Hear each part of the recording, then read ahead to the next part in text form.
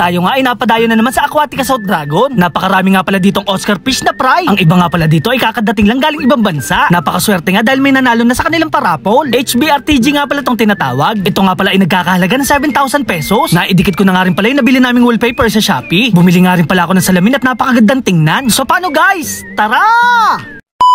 Kaya naman isang araw, maaga nga pala akong gumising para idikit itong nabili naming wallpaper sa Shopee. Si Aling Regina nga pala ang bumili nito at kasama ang salamin. Kailangan nga pantay na pantay to dahil mayayari talaga ang inyong bida. Pagkatapos nga inimis ko na rin tong mga kalat. Kahit papano nga umaliwalas itong parte ng aming bahay. Sa mga nagsasabi nga na puro isda na lang ako sa buhay, pres nagkakamali kayo. Naglalaba din ako at nagluluto at marami pang iba. Eto na nga pala yung finished product na ginawa natin ngayong araw. Dahil nga pala sa salamin, nagmukhang malaki ang loob ng aming bahay. Dito nga inilabas ko na yung treadmill ni Aling Regina. Makakatakbo nga pala siya dito ng maayos at malayo pa ang kanyang mararating.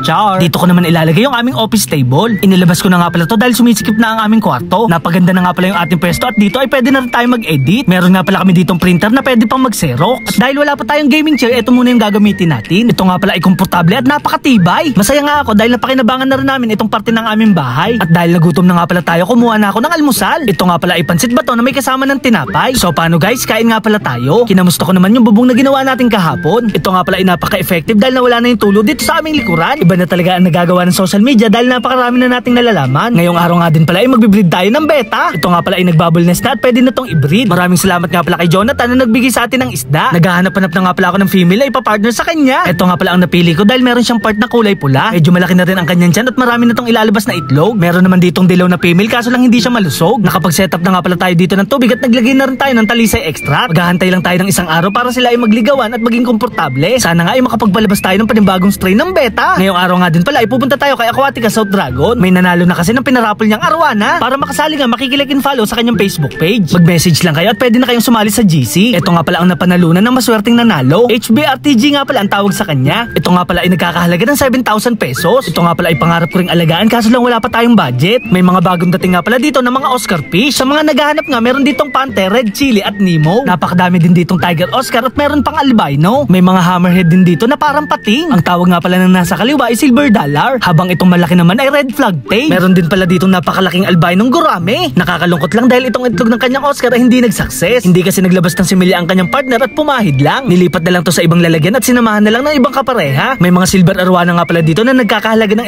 850 pesos. Tamang-tama nga pala itong panimula sa gustong mag-alaga. Nakakatuwa lang dahil nag-aalaga na rin sila dito ng crayfish. Sila nga pala ipaparamihin muna bago ibenta. Ang Aquatica South Dragon nga pala ay nagdi-deliver nationwide. Wala nga palang problema basta sagot lang ni buyer ang shipping fee.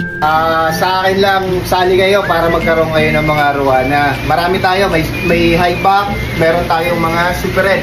May papanalo. Ngayon, raffle number 8, super red tayo. Super red guys. Ito nga pala yung sunod nilang ipaparapol. Raffle number 8 na nga pala tayo dahil natapos na yung number 7 kanina. Ito nga pala ay napakaganda at napaka-flawless. Sa totoo lang guys, napakasarap talaga mag-alaga ng isda. Nakakatanggal kasi ito ng stress at maaaliw ka talaga. Katagalan nga ay pwede ka na rin magtayo ng sarili mong business. Bago nga umuwi, pinabaunan pa tayo ni Boss Ellie ng panther. Oscar nga pala to at napakaganda. So paano guys, hanggang dito na lang. Maraming salamat sa panonood. Paalam! Yeah!